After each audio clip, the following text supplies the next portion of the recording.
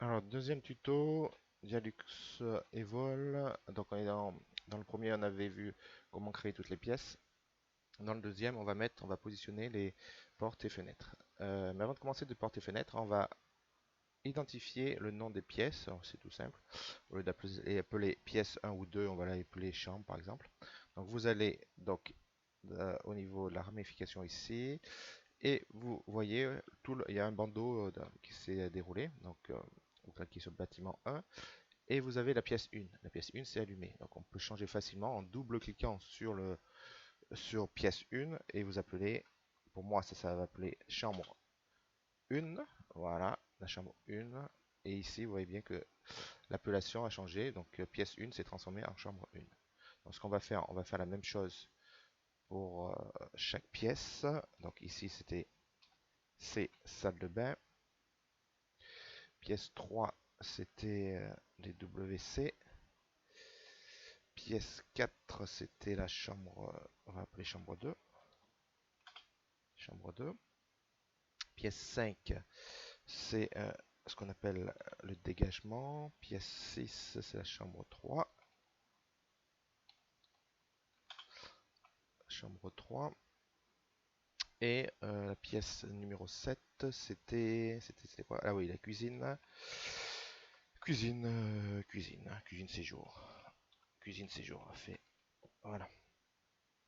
Ok, allez, ça, une fois que c'est fait, on va aller sur l'onglet ici, là, ouverture d'édifice. Vous cliquez dessus. Alors vous arrivez sur cette configuration là et vous vous mettez, moi je vous conseille de vous mettre tout de suite en vue en plan. Vue en plan, on a nos fenêtres symbolisées par les petites croix. Alors c'était de la case container, une maison container. Donc il y a toutes ces menuiseries là, ce sont des jalousies. Et ici on a une baie vitrée. On peut regarder sur notre maquette SketchUp, c'était ça. Donc jalousie partout derrière. Ah non, j'avais mis des ouvrant la française. Donc ouvrant la française sur le côté. Donc jalousie sous la véranda et un coussin de 3 vantaux devant. Ok, bon, ok. Ça marche. C'était juste pour se remettre un petit peu en mémoire. Donc je reviens sur le logiciel. Donc oui, et ici, ouvrant la française. Et jalousie, ouvrant la française et jalousie partout. Alors, la jalousie n'est pas dessinée. Donc, on va prendre, donc vous cliquez ici sur sélectionner et vous avez ici un panel de fenêtres déjà créées. Vous, en principe, vous aurez un petit peu moins de fenêtres qui ici présentées parce que au fil des projets, les fenêtres s'incrémentent les unes après les autres. Donc, j'ai commencé un petit peu, j'ai deux trois projets, j'ai pu faire deux trois projets avant, donc c'est pour ça que j'ai un peu plus de fenêtres. Alors, on va partir sur le modèle standard ici. On va créer une jalousie à partir de ce modèle-là. Alors, les codes des jalousies, c'était du 600. Ok, sauvegarder. Donc, il met chaque fois, toutes les 10 minutes à peu près, une sauvegarde. Donc, vous faites au fur et à mesure. Allez, 600, pas 10 mètres, sinon ça fait un peu grand. Donc, 600 par 600. Largeur du cadre, c'est 10 cm. Je vais vous montrer ce que c'est. Largeur du cadre, en fait, c'est le dormant qui est périphérie. Donc, ça représentera 10 cm. Donc 0,10. Et la hauteur de balustrade, c'est la hauteur d'allège. On va la mettre à 1,50 m. Alors toutes ces cotes-là sont pour être modifiables à volonté à n'importe quel moment.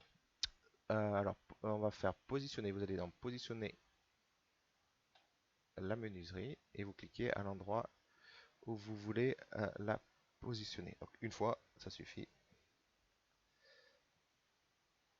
CTRL Z pour venir en arrière. Si je veux bien. Hop. À supprimer quand ça vous arrive, donc il faut changer de configuration, vous cliquez dessus, vous supprimez, c'est tout simplement, hein. C'est tout simple. Alors pour vous déplacer, vous voyez, la menuiserie commence ici et elle finit ici. Donc moi je vais déplacer légèrement ma menuiserie. Hop, on va se la mettre ici. On va se mettre côté intérieur de la maison. Voilà. Voilà. Hop, on la fait glisser légèrement. Voilà. On va regarder ce que ça donne. Si ça vous plaît, on peut laisser, sinon on va la changer. Voilà. Donc c'est dessiné en cadre, c'est pas dessiné en jalousie. Voilà. Donc on n'a pas le modèle jalousie avec les petits vitrages horizontaux, mais pour notre Dialux, ça change pas grand-chose. Voilà. Hop, elle s'est bien percée des deux côtés. Et le cadre de 10 cm qu'on parlait tout à l'heure, 0,10, ça correspond à l'épaisseur ici, là, périphérique. Voilà ce qu'on va faire maintenant. On va aller menuiserie par menuiserie et on va incrémenter.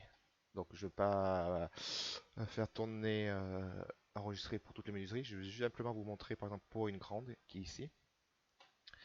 La différence. Je vais revenir sur ma maquette SketchUp parce que je connais, je m'en souviens plus de la longueur. Donc je vais prendre la mesure. Hop, on est à 4,20 m et on est à, je vais mettre 2,10 m. 4,20 m, 2,10 m. Donc je vais prendre sélectionner. Je vais prendre, qu'est-ce que j'avais mis? Est-ce que j'avais déjà fabriqué une porte? Porte standard, porte standard, porte standard, porte standard. Bon, je vais prendre ce modèle. Ce modèle. Alors, hauteur, donc 2,10 m, c'est bon. Largeur, 4,20 m. 4,20 m, il était déjà fabriqué, a priori. Le cadre, je vais mettre un puissant, ça va être 0, je vais prendre 0,10. Hauteur de la balustrade, c'est une porte, faut faire attention, donc on va se mettre à 0,5, à 5 cm du sol. Donc je mets légèrement au-dessus pour hauteur de seuil. Donc je fais positionner. Hop, je reviens ici, déplacer. Je me mets en applique intérieur. Hop, je n'hésite pas à zoomer. Hop, montrer était bien là, oui, c'est ça. Un applique intérieur, je regarde ce que ça donne. Voilà.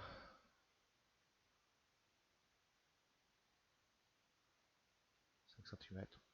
Ouais. Bon, admettons, je veux changer. Je veux pas 5 cm, je veux 0. Donc, tout simplement, je vais mettre 0 ici. Et la menuiserie a bougé. Si éventuellement je voulais mettre une autre cote, 2,20 m par exemple, je mets n'importe quoi. Hop, la menuiserie a bougé automatiquement. Ok. Donc je reviens sur mes 4,20 m.